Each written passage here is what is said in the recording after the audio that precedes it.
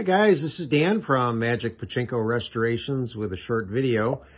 This comes as the result of a request from one of our YouTube viewers about some of the chemicals and things that I use. So I figured I'd make a quick video and show you some of the stuff that I use. I have made on a similar video, but this is worth doing again. I'm currently in the process of restoring an arrange ball. That's it right there. It's in rough shape, but doing my best. So over here, this bench, which is usually pretty clean, is kind of gummed up with parts and so on and so forth. But if you take a look up here, I'll show you some of the stuff that I use. Now, I'm a big fan of Awesome, and Awesome has a number of products. They have a window cleaner. It's a vinegar formula, and I use that for a lot of stuff. I'll elaborate in a minute. That is the main cleaner right there. That's the Totally Awesome. It comes in those spray bottles like that, and it also comes in the 64-ounce size, and it depends on what's available. I buy both. This is another one of my favorites. This is Awesome's cleaning vinegar. It's vinegar with a little bit of soap in it.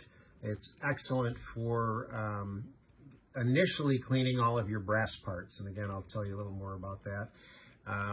When I spray the ashtrays, I use the Krylon chrome paint. It doesn't really look like chrome, but it's close. And as far as painting pretty much anything, big fan of the Ace Hardware paint. It's good paint, and it dries really fast. I mean, to the point where you can spray something and within a few minutes you can be handling it. So big fan of that. I do use oil. I always say don't oil pachinko machines. I stand by that. But you can use a little bit of oil with your launch mechanism. There's some ball bearings and things in the launch mechanisms. It's all metal parts, and that's okay to use just a little bit of oil in there. For cleaning contacts and things like that, especially the machines that have a little more electronics on them than the normal vintage pachinko, that's just an electronic cleaner. It's I think it's just alcohol that sprays out of there, and it cleans the parts. Goo Gone is real good for taking anything that's sticky off your machine. I also use it to get the original tulip stickers off the tulips, because I do replace those. Alcohol for a multiple variety of purposes. And I just started using this. This is called Retro Bright. It restores the yellow plastic. It is a spray gel, and I've heard some people talk about the peroxide products on some of the forums and things, and burning the parts, so on and so forth. This stuff I found extremely easy to use. You just coat your yellowed part with the gel and slide it into a Ziploc bag if it's small enough. If not, wrap it in saran wrap and stick it out in the sun. That's all you have to do. Wait a couple hours and you'll be amazed. Chrome polish, anything that obviously is chrome, you need chrome polish. Brasso I use, I tumble nails and I tumble a lot of the brass parts, but I do use Brasso for cleaning all of the pivots that are, especially on a Nisogen Model B, you've got a lot of brass pivots, and that's what I use for cleaning that. This is the wax that I use. I used to use a lot more wax. I used to wax just about everything, and then I realized that was sort of fruitless. But I do wax the lower trays and things like that. It looks a little nicer, and that's the wax I like. It's a liquid, it's a thick liquid wax. Again, we're back to the Awesome and the window cleaner. All right, so those are the chemicals that I use.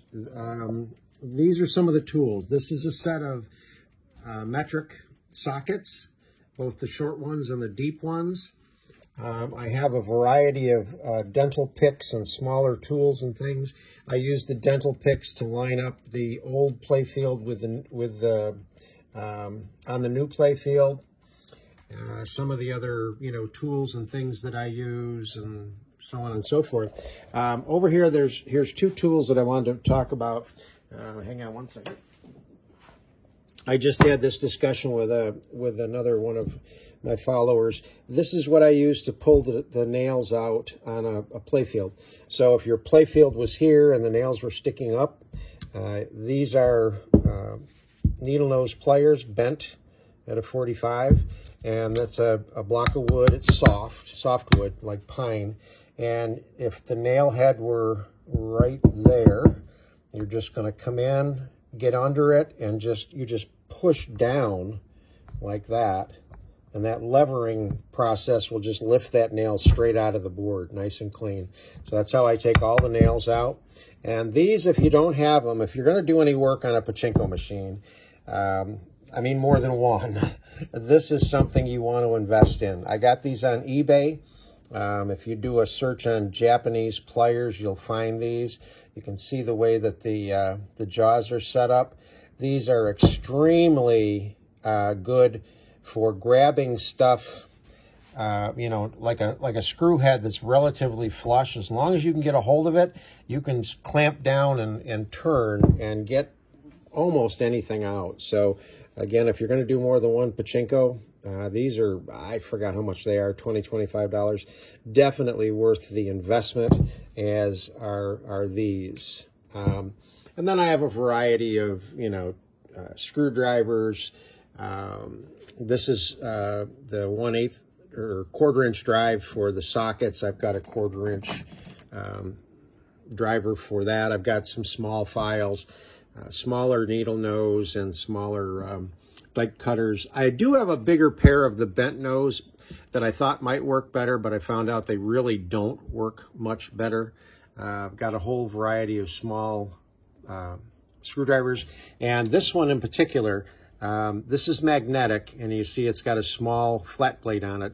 This is what I use to pry the E-clips off of the brass pivots, so that if you pry it and the E-clip one tends to fly away, hopefully the brass magnet will catch it. So these are just bins of screws and parts and all sorts of stuff. This is my sonic cleaner. Right now there's some really badly rusted parts in there that are, I'm trying to get them a little bit cleaner. This is all stuff right in here off of the arrange ball that will end up in that tank. I do have a nice soldering iron station with some soldering flux. You really need to learn how to solder if you're going to be doing more than one pachinko machine, because typically the wiring harnesses were poorly done. The solder connections were not that good. So this is a nice soldering station like this with these guys here, the little helping fingers, so you can clip a wire here and another wire there and be able to solder and work in between is invaluable. So also down here I have this. This is a heat sealing iron. This is what I use to put the new silver foil, or in some cases the gold foil, back onto the machines. So that's what that's for. This is the foil here, the silver and or gold foil. Also, I mean, as long as I'm on a roll here, these are all these paints in here. These are glass paints. If you look on the this one didn't do it. Oh, there it is. You see the glass right there. Specifically, these are for painting on glass. Basically, what they are is just watercolor, and they're easy to thin down and really easy to work with. So that's pretty much. I hope that answers most of your questions. I'm gonna give you a shot around. Oh, this is something that I wanted to tell you guys about. This is pretty cool. I'm a big fan of DeWalt. Most all of my tools are DeWalt. And this, my power screwdriver, I had a Dremel, and I also like the Dremel tools. You want to definitely have something like this, a Dremel tool with the little wire wheel on it. I use that all the time, so that's almost a must. There's a variety of different things you can put on there, but I use the wire wheel most of the time. This was a power screwdriver, and the way this worked is that was forward and you could just push and it would spin, or you could push the button and it would spin. Then this was reverse and push. I used this for a long time, loved it, and unfortunately it just quit on me. I don't know if the battery internally is no good or what happened. It just stopped working. So I decided to look around and I found this.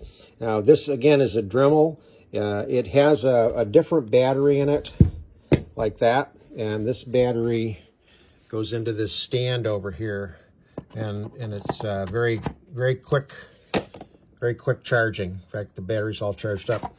So the way that this works is very cool.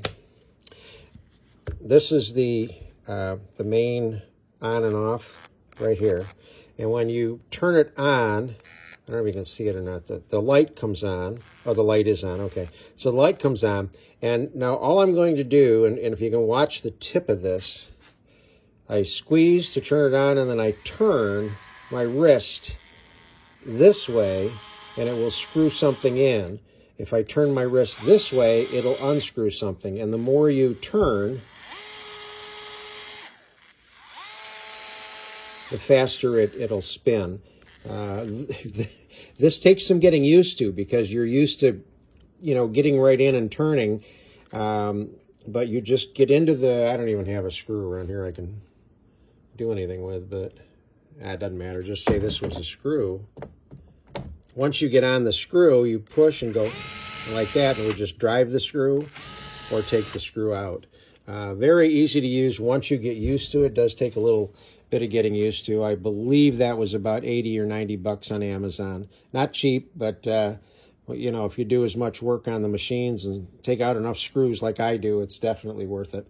So hope you guys enjoyed the video. Keep up the good work. Keep up the comments. Subscribe, like, tell your friends, and I'll be back soon. Thanks. Okay, back again. I was watching the previous video, or watching the video you just finished watching, and realized I didn't talk about some things that I said I was going to talk about. This is candle wick. You just get a ton of it on a roll. And when you have any of the brass pivots, especially on a Model B, you just take a Q-tip, put some Brasso on it, cut a length of that, and then wrap it around and just seesaw it back and forth, up and down, and that will clean the brass pivot, like shine it right up like nobody's business. As far as actually doing nails, the way that I do it is I will take the cleaning vinegar, pour some into a dish or whatever. As I pull the nails, I put the nails into the vinegar, let them soak for half an hour, 45 minutes. That starts to break down the oxidation that's on the tarnish that's on those nails. And then I take them in the house, rinse them off real well, dry them, and then I'll take you over here, I'll show you. I have a vibratory machine. That's the unit there. And this uses, actually I'll show you what it uses. This uses this stuff right here. This is Desert Blend. It's ground English walnut shells. That's the medium that I use in that vibrator. And then I also use just a little bit of this. This is a dry Comet cleanser. I don't care about the bleach, but it's a dry Comet cleanser, so I sprinkle a little bit of that in with the English walnuts and let them vibrate. Usually 4 or 5 hours is all it takes. So that's one of the uses of the vinegar.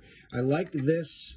This just seems to work well. I don't know if it's because of the vinegar or not, but after you scrape off the old playfield, I used to just take a sander to it and sand off all of the residue and wallpaper paste. I found out that if I squirt it down pretty good with the Awesome Window Cleaner with the vinegar in it, and then I use a smaller scraper to scrape it, it doesn't come right off, but it lifts off real easy after you wet it down. Now, once you do that, you've got to let the board dry, and I usually let it dry overnight, and then I take a sander to it to get it nice and sanded smooth. So just a little more detail on the way I treat the brass and the playfield.